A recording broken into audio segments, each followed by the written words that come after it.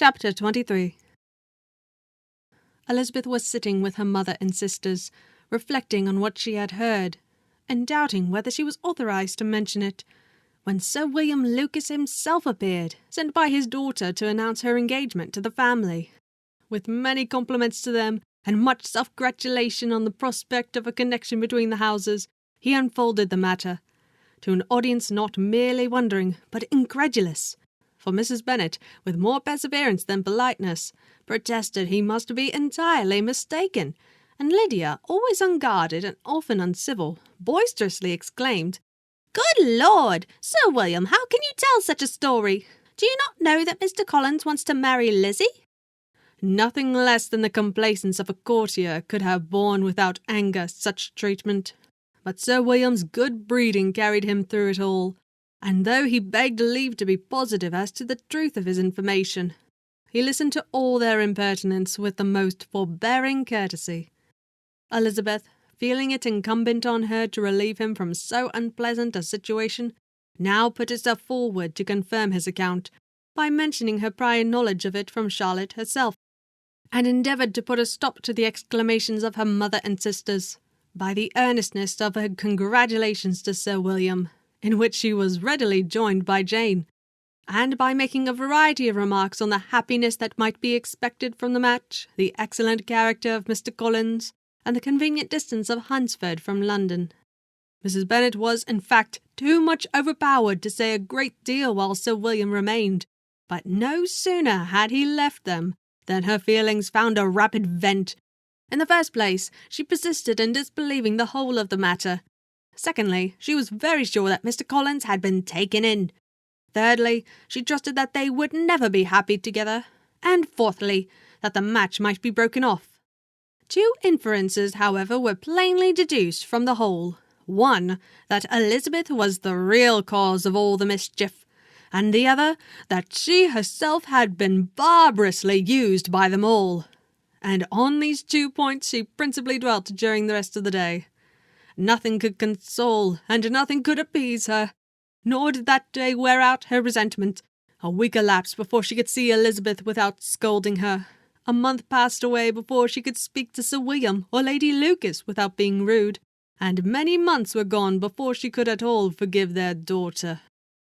Mr. Bennet's emotions were much more tranquil on the occasion, and such as he did experience he pronounced to be of a most agreeable sort.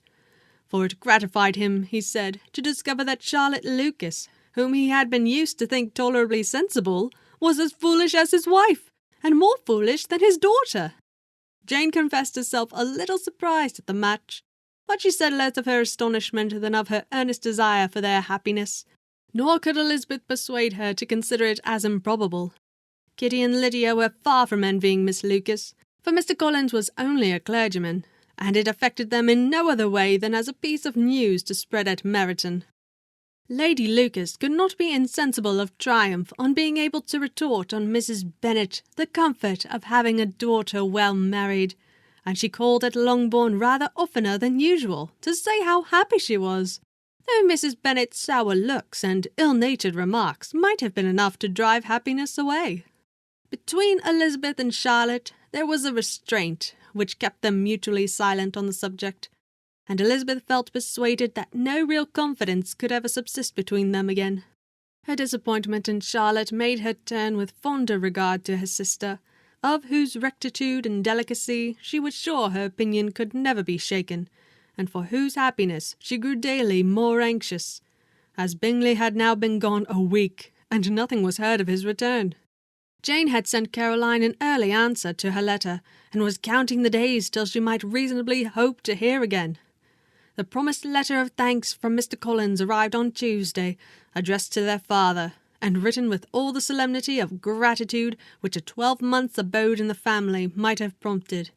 After discharging his conscience on that head, he proceeded to inform them, with many rapturous expressions, of his happiness in having obtained the affection of their amiable neighbour Miss Lucas, and then explained that it was merely with the view of enjoying her society that he had been so ready to close with their kind wish of seeing him again at Longbourn, whither he hoped to be able to return on Monday fortnight, For Lady Catherine, he added, so heartily approved his marriage, that she wished it to take place as soon as possible, which he trusted would be an unanswerable argument with his amiable Charlotte to name an early day for making him the happiest of men. Mr. Collins's return into Hertfordshire was no longer a matter of pleasure to Mrs. Bennet. On the contrary, she was as much disposed to complain of it as her husband. It was very strange that he should come to Longbourn instead of to Lucas Lodge. It was also very inconvenient and exceedingly troublesome. She hated having visitors in the house while her health was so indifferent, and lovers were of all people the most disagreeable. Such were the gentle murmurs of Mrs. Bennet, and they gave way only to the greater distress of Mr. Bingley's continued absence. Neither Jane nor Elizabeth were comfortable on this subject.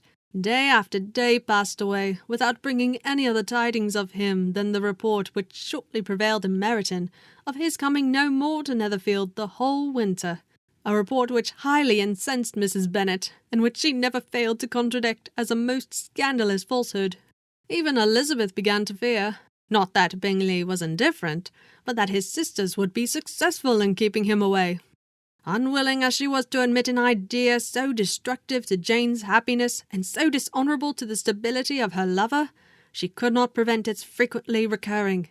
The united efforts of his two unfeeling sisters and of his overpowering friend, assisted by the attractions of Miss Darcy and the amusements of London, might be too much, she feared, for the strength of his attachment. As for Jane, her anxiety under this suspense was, of course, more painful than Elizabeth's. But whatever she felt, she was desirous of concealing, and between herself and Elizabeth, therefore, the subject was never alluded to. But as no such delicacy restrained her mother, an hour seldom passed in which she did not talk of Bingley, express her impatience for his arrival, or even inquired Jane to confess that if he did not come back she should think herself very ill-used. It needed all Jane's steady mildness to bear these attacks with tolerable tranquillity. Mr. Collins returned most punctually on the Monday fortnight, but his reception at Longbourn was not quite so gracious as it had been on his first introduction. He was too happy, however, to need much attention, and luckily for the others, the business of love-making relieved them from a great deal of his company. The chief of every day was spent by him at Lucas Lodge, and he sometimes returned to Longbourn, only in time to make an apology for his absence before the family went to bed. Mrs. Bennet was really in a most pitiable state. The very mention of anything concerning the match threw her into an agony of ill-humour, and wherever she went, she was sure of hearing it talked of. The sight of Mr. Lucas was odious to her. As her successor in that house, she regarded her with jealous abhorrence. Whenever Charlotte came to see them, she concluded her to be anticipating the hour of possession, and whenever she spoke in a low voice to Mr. Collins, she was convinced that they were talking of the Longbourn estate, and resolving to turn herself and her daughters out of the house as soon as Mr. Bennet was dead. She complained bitterly of all this to her husband. "Indeed, Mr. Bennet," said she, "it is very hard to think that Charlotte Lucas should ever be mistress of this house, that I should be forced to make way for her, and live to see her take my place in it." "My dear, do not give way to such gloomy thoughts. Let us hope for better things. Let us flatter ourselves that I may be the survivor." This was not very consoling to Mrs. Bennet, and therefore, instead of making any answer, she went on as before. "I cannot bear to think that they should have all this estate. If it was not for the entail, I should not mind it." "What should not you mind?" "I should not mind anything at all." "Let us be thankful that you are preserved from a state of such insensibility." "I never can be thankful, Mr. Bennet, for anything about the entail. How anyone could have the conscience to entail away an estate from one's own daughters I cannot understand. And all for the sake of Mr. Collins, too. Why should he have it more than anybody else?" "I leave it to yourself to determine," said Mr. Bennet.